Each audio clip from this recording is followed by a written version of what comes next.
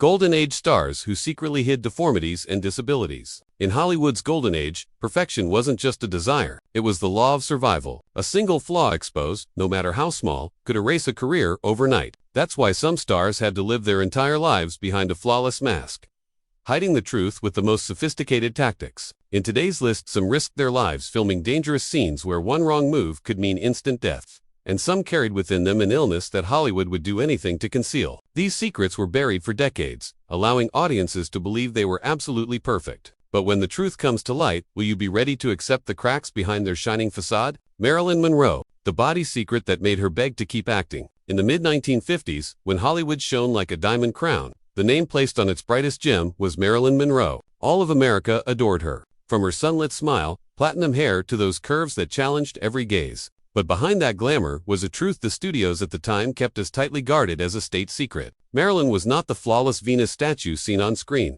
She was born with a slight foot deformity, which sometimes caused her walk to be a bit uneven. In everyday life, it wasn't a big problem. But in Hollywood, where every millimeter of the body was scrutinized under the lights, this was a flaw that wasn't allowed to exist. Producers made Marilyn spend hours practicing poses, twisting her body to the point of pain so that every step before the camera would be perfect. More painfully, she suffered from endometriosis with stabbing abdominal pains, striking without warning, even in the middle of a scene. On one occasion, right after the director called cut, Marilyn had to grip the wall tightly, sweat soaking through her makeup, but the assistant only whispered, "You have to keep going. They're waiting out there." Marilyn's entire career was a dance between seduction and pain. Glamorous dresses, flashing lights, on-screen kisses, all became a mask, hiding a fragile body and a weary heart. And when news of her death at 36 exploded like a bomb, the world was shocked, but those who had worked with her only whispered to each other, "We pushed her too far." Next, the cowboy king, John Wayne, will show you the extraordinary strength of a man who lost part of his body,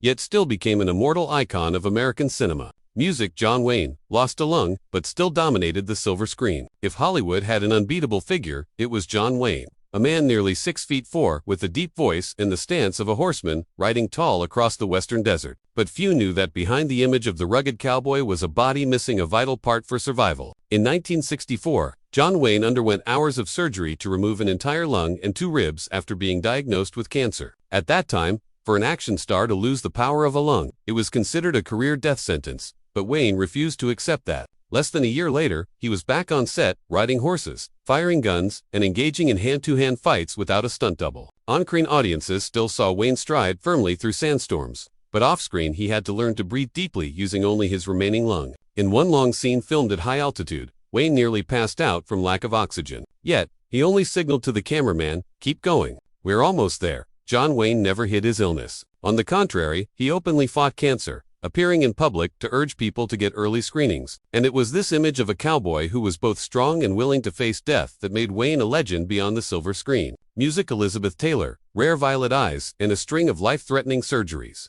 If the eyes are the windows to the soul, then Elizabeth Taylor's eyes were like 2 violet gems, unlike anything Hollywood had seen before. A beauty so rare that scientists called it a super-rare recessive gene, found in only a few people worldwide. But those mesmerizing eyes belonged to a body far more fragile than the public imagined. From birth, Elizabeth suffered from a congenital heart condition and scoliosis. As a child, she often spent months bedridden from pain and complications. Doctors once advised her family to limit her physical activity, but then Hollywood called her name. When stepping under the bright studio lights, Elizabeth never allowed herself to appear weak. In glamorous gowns, she stood tall, proud, hiding the stiff back brace beneath. On days when filming dance scenes, every spin felt like a knife cutting into her spine. Yet, she still smiled as if nothing was wrong. That fragile body endured dozens of surgeries throughout her life, including major heart surgery. Many recalled that just days after a serious operation, Elizabeth appeared on the red carpet, flawlessly made up, ready to face dozens of camera flashes. It was this contrast between goddess beauty and a delicate body that created the legend of Elizabeth Taylor.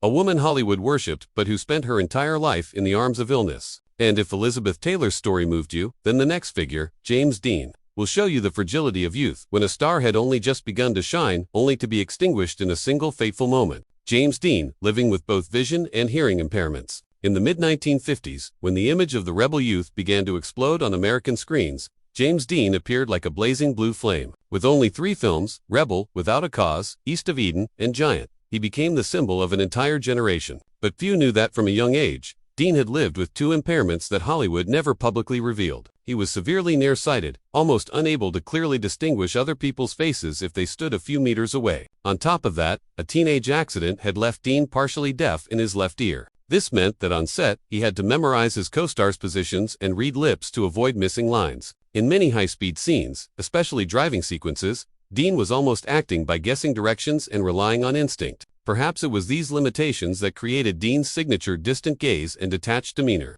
something audiences saw as part of his artistic essence. But in truth, it was the result of his constant mental strain to fill in the gaps in his vision and hearing. On September 30, 1955, James Dean drove his Porsche 550 Spyder along a California highway. A curve, another car appeared, and just seconds later, Hollywood lost the 24-year-old star the world had been watching. His sudden passing made Dean's legend immortal. But the secrets of his body would forever remain in the memories of those who had been by his side. Audrey Hepburn, health ravaged since wartime. When Audrey Hepburn appeared on the silver screen, people thought she had stepped out of a dream. Doe-like eyes, a slender figure, and a gentle smile that could melt the world. But that delicate appearance stemmed from the harshest years of her life. Audrey's childhood was marked by war. At just 11 years old, she lived in Nazi-occupied Holland. Food was so scarce that she survived on tulip bulbs and wild grass. Those years left her severely malnourished, her height developed, but her body remained thin, her immune system weak, and she carried long-term stomach damage for life.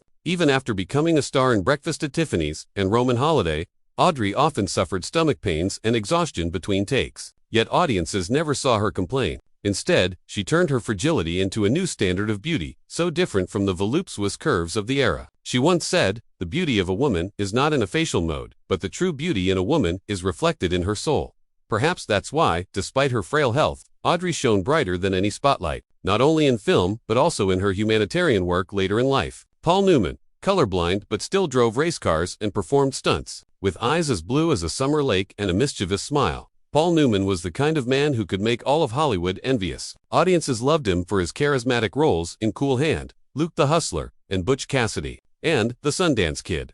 But off-screen Newman was also a skilled race car driver, frequently competing in high-speed events. What few knew, Paul Newman was born colorblind. He couldn't clearly distinguish certain colors, a serious disadvantage in the world of racing, where misreading a signal could lead to a fatal accident in an instant. Track lights, warning flags. To Newman, they sometimes appeared only as indistinct patches of color. Instead of quitting, Newman learned to outsmart his limits. He memorized every corner and braking point, relying entirely on the feel of the steering wheel, the sound of the engine, and the vibrations of the car to know when to accelerate or slow down. Teammates recalled that Newman drove as if he had radar in his head. Even more astonishing, at age 70, he stood on the winner's podium at the 24 Hours of Daytona, becoming one of the oldest drivers to claim victory. For Newman, colorblindness wasn't a barrier. It was the reason to prove that speed belongs to the heart and courage, not just the eyes. And if Paul Newman has earned your admiration, then Sean Connery, the legendary 007 agent, will show you how sometimes a physical imperfection can make an image even more untouchable. Sean Connery, the classic James Bond deaf in one ear since his Navy days, when Sean Connery first donned the tuxedo and uttered "Bond James Bond" in 1962.